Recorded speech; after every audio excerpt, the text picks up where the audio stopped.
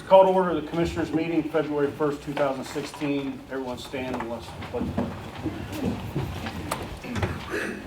Pledge allegiance to the flag of the United States of America and to the republic for which it stands, one nation, under God, indivisible, with liberty and justice for all.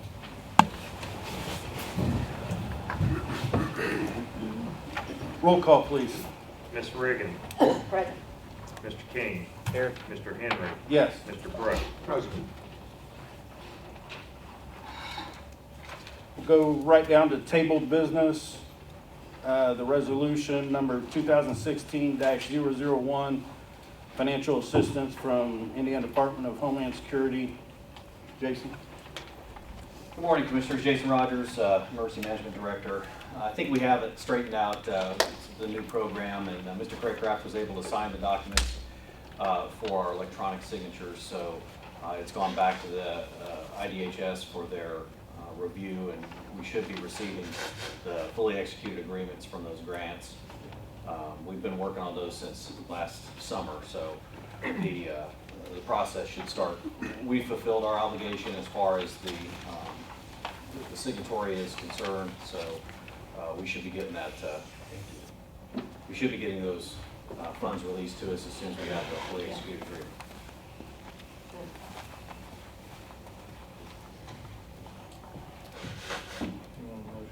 Motion to approve resolution. I'll make a motion to approve resolution number 2016-001. Second. Roll call, please. Mr. King. Yes. Ms. Reagan. Yes. Mr. Henry. Yes.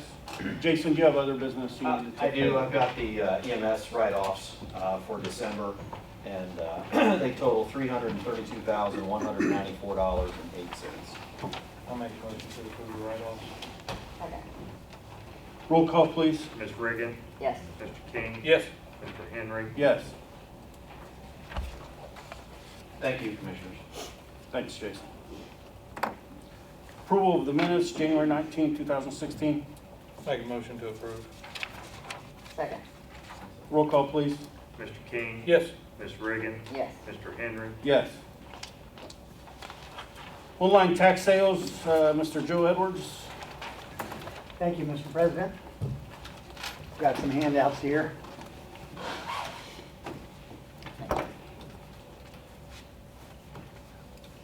Thank you.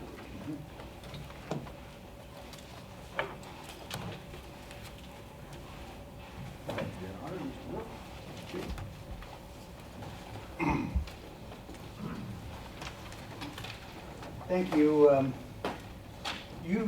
The Board of Commissioners are proud owners of 643 tax sale certificates that equal a total of about $2.6 million in delinquent taxes.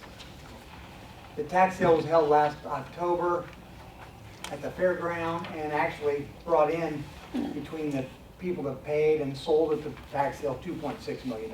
So the same amount was collected from the tax sale that remains delinquent, and that was about 1,008 properties. So these 643 properties will basically remain on the delinquent rolls and will be regurgitated again this coming year and be put back on the tax sale in the fall. One of the options the commissioners have is to have a certificate sale, which they've done in years past. It's been a couple years now, basically because of changes in staffing in the treasurer's office and the auditor's office, that they have not had this sale for a few years. But this is a considerable amount of money to be left on the table. And I know a few years ago we had the online sale, brought in over $1 million to the county. So what's in your packet is a list of those properties, along with the proposed internet tax sale contract, which is actually the exact same contract that you all approved, or the board approved 3 years ago. Hasn't changed. Along with the resolution that's required by law for this board to pass a resolution that establishes the internet tax sale and also establishes minimum bids.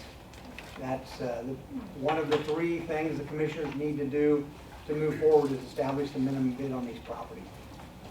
It's not uncommon for me to be asked what the rule of thumb is for minimum bid, and I can tell you there really isn't one around the state. We do these These certificate sales basically are done in about 50 counties. We do 85 counties in Indiana, and of our 85, 50 or so do certificate sales. Minimum bid range is anywhere from $30 to $250. It's not a percent of the, No, not too many do that anymore, Commissioner.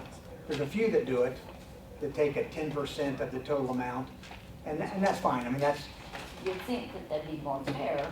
yes. It still is, in many cases, kind of high, though. If you've got a $50,000 property that's been on the tax sale many years, accumulated all those taxes, it probably won't sell for $5,000, but it might sell for, again, $250.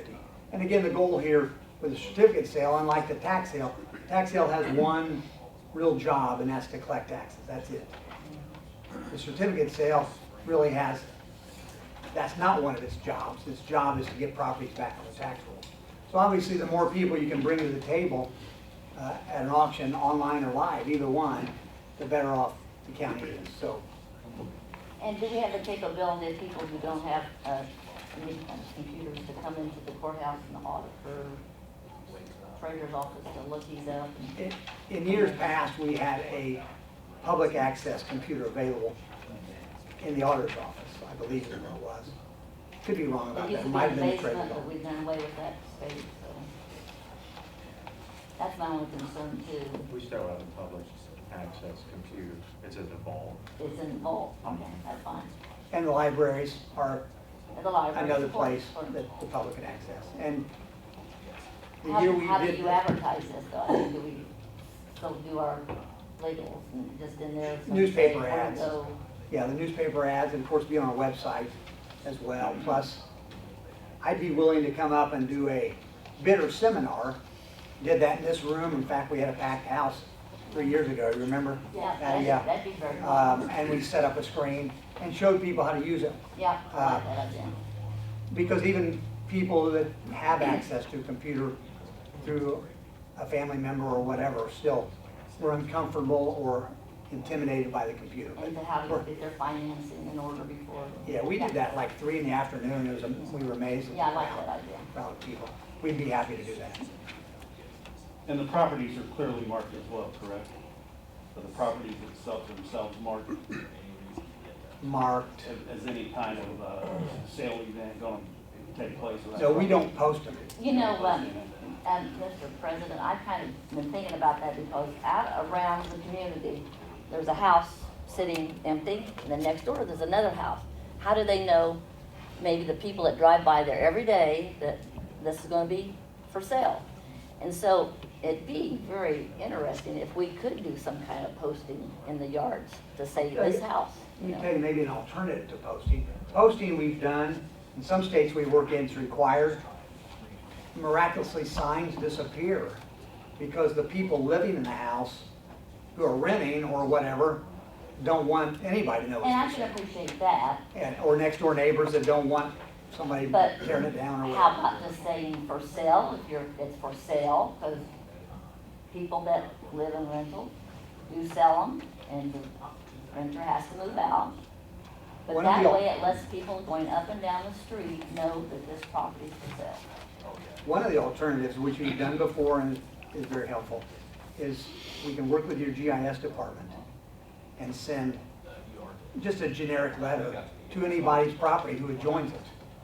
So in other words, anybody next door to a vacant lot, and I'm here to tell you that a lot of those vacant lots, people don't even know they don't own them. I appreciate that. They're mowing them, they've got play gyms on them, they've got gardens.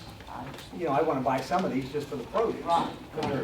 You know, but, they're really, they think they own them. And this adjoining landowner letter helps a lot.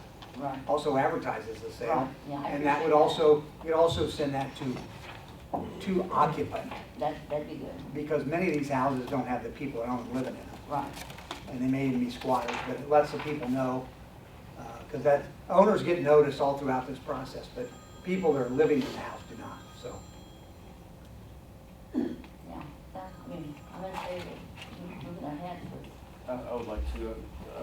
Mr. Brook, if you would, take a look at this resolution and these documents, and let's think about next meeting. moving forward with this. Okay, I will do that, thank you. And I will add that I've talked to the treasurer's office about the timing of a sale, and it would be preferred by that office to do it after collections. So, and it would they typically go up online for 10 days, over 2 weekends, kind of an eBay process to get more bidders and give a couple weekends. So the sale would likely be after the May 10th collection, Yeah, sounds good. at the request of the treasurer's office. Okay, thanks, Joe. Thank you, sir. Thank you very much.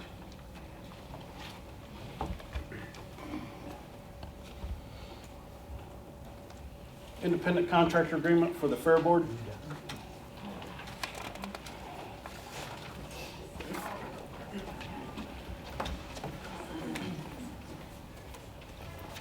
Good morning, Fabio Delaware County Fair Board President. With the retirement of the previous accountant that we had, we have received this contract for a new accountant, David Miller. DBA is Love's Tax Service. Basically doing exactly the same thing as before with a big savings of close to $6,500. I don't know what else you need to know. Sounds good. Will he be doing a budget for you? We'll be doing the budgets ourselves. You're going to do it on budget? Okay, good. So this is a contract, $6,500 savings compared to what you had, is that correct? Correct. We were at 9,600 last year.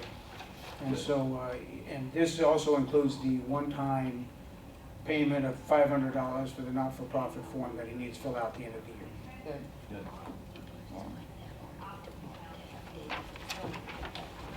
Yeah. I reviewed the agreement and I didn't see anything in the agreement that was unusual or improper, so. I'll make a motion. Motion to approve. Yeah, Second. Roll call, please. Ms. Reagan. yes. Mr. King. Mr. Henry. Yes. Thanks, Mark. Thank you. Mark, before you leave, you might fill us in on the dates of the fair coming up and on the activity. July 13th begins the 4-H fair. Midway opens up July 18th to the 23rd. Finalizing grandstand events now. Is American, or the Idol show going to be on? I don't know if we're gonna do that again this year or not. We're just looking at the whole revamp of the South Stage.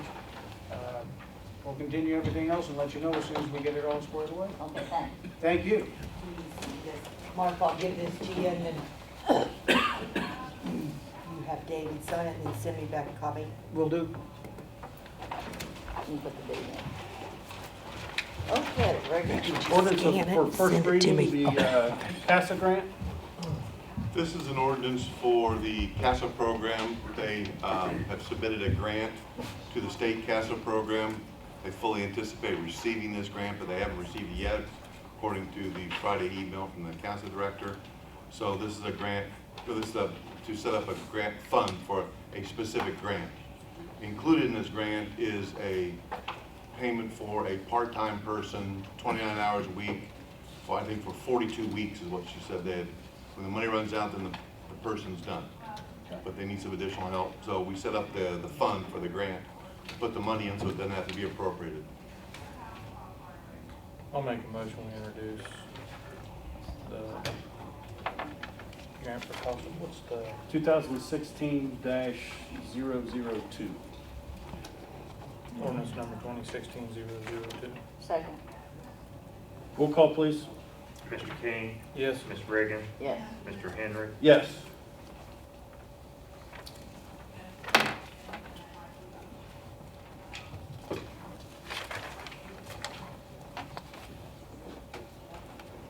Resolution to assign tax sale certificates on hardest hit funds to Muncie Redevelopment Commission. Is somebody here for Muncie Redevelopment?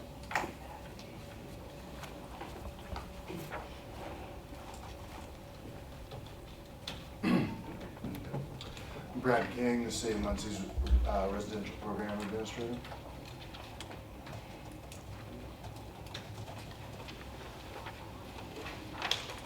So in front of you should be a list of properties that you have tax sale certificates for that the city has targeted for its hardest hit fund blight elimination program. As done previously, we are taking these tax sale certificates. The Muncie Redevelopment Commission must, as a program partner, own the properties before we can move to demolish them on part of this program. Do, all these properties have, structure on them? Yes. Okay.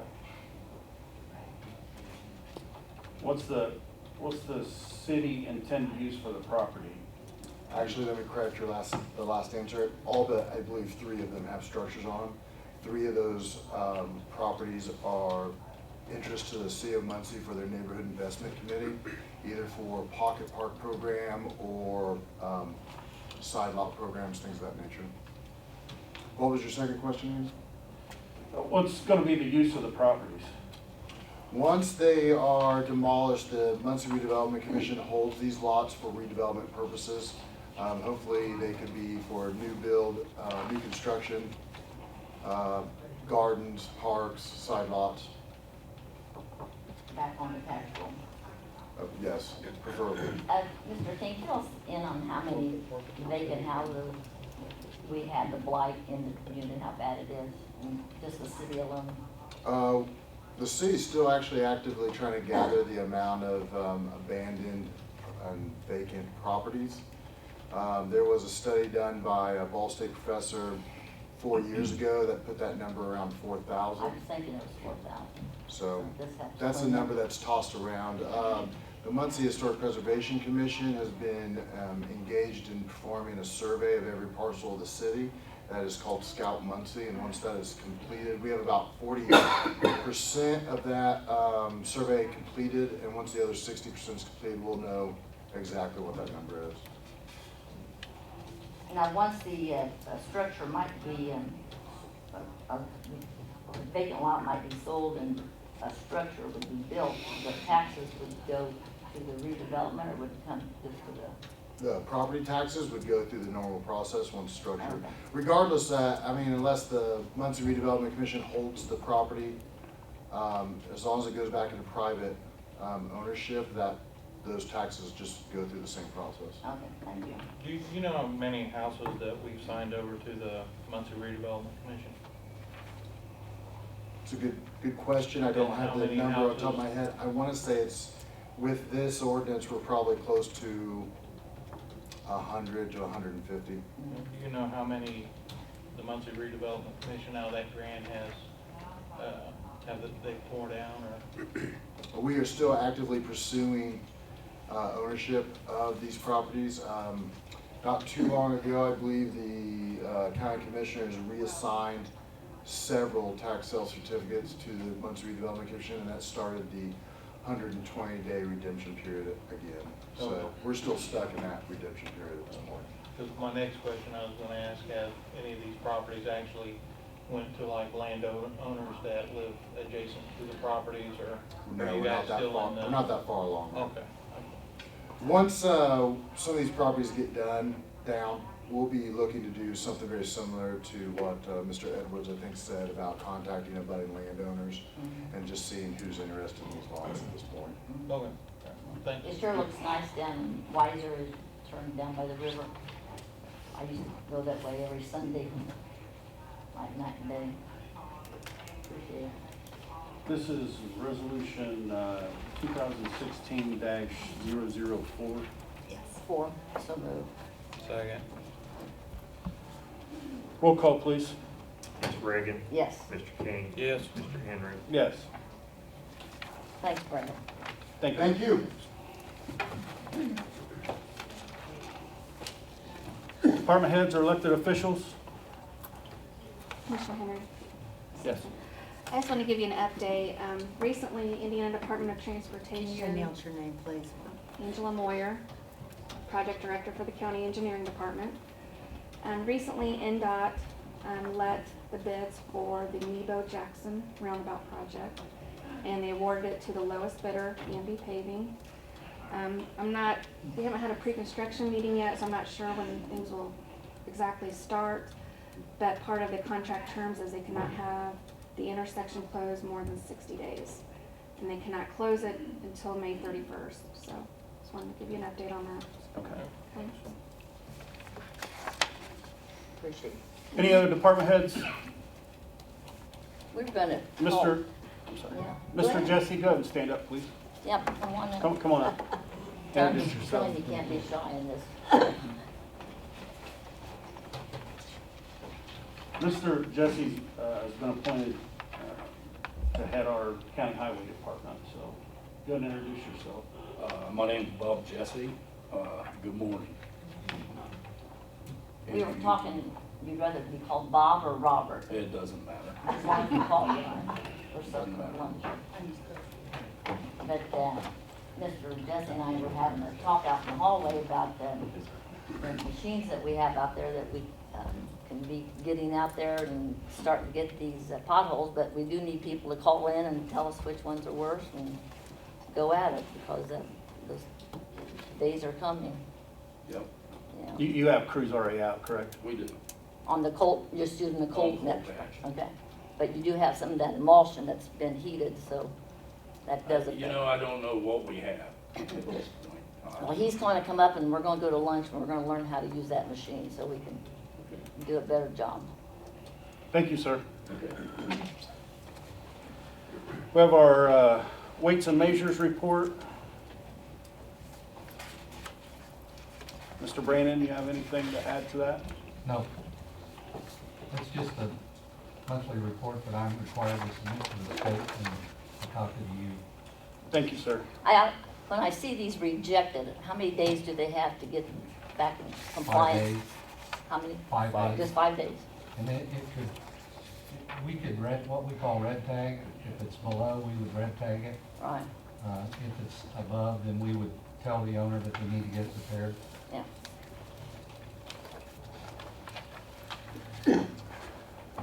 Payments of claims, $1,030,000, 9-37. Motion to pay payment of claims. Second, Roll call, please. Mr. King? Yes. Ms. Reagan? yes. Mr. Henry? Yes. Questions or comments?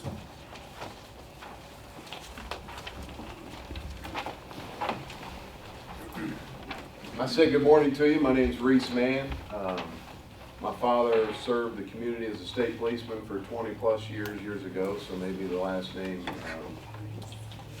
reminds you of a family background. But I am the new superintendent at Delaware Community School Corporation, effective July 1st. I'm accompanied by my Director of Transportation, Mark Clausen. Just very thankful. I come to you today, as you know, even though we've had a mild winter, we had a couple weeks there where we had to push some snow. And my next round was try to introduce myself to the county superintendent, so I see Mr. Jesse there. You know, our discussions with surrounding superintendents on the mornings of start about 4:30 in the morning. And as you know, with the weight and the heaviness and the student safety being first and foremost of your concern, we take that collaboration very seriously. And I just want to say thank you for granting or whatever you do to approve. I understand expenses and revenues and budgets. But when we need to make that decision by 6 a.m., typically, I don't know how many trucks and plows are out there, but I understand that they get in about 7 a.m. So when we have to make that decision by 6, I thank you all, because I've heard Mr. Clausen reach out and say, hey, how's things going? That the overtime that these folks come in like at 3 o'clock or something to start pushing that snow. So don't know if you get this very often, but I say thank you for that approval. Thank you to the county highway department for pushing that snow. I know our bus drivers extremely appreciate it. And on behalf of the school board of trustees, my administration, the entire school community and the parents, I say thank you. So with that, no huge concerns. I just wanted to pass along an appreciation. Well, thank you. Thank It's you. always nice to hear the compliments, you know, we hear criticism sometimes, but the guys do really get out there and they enjoy their job. And we hope to get them some new trucks real soon, which will help. But And it is impossible, you know, you're not gonna get I mean, I came from Randolph County, big county, but when I come to Delaware, you know, this thing's huge. So you can't get everywhere, but I know you're trying. I know those efforts are made, and our bus drivers sure appreciate it when they can turn those corners in the county. So thank you, Mr. Jesse, on your leadership, and thank you all for hearing me out this morning. Welcome to Thank you, sir. Thank you. Anyone else? Make a motion to recess. Second. Recess.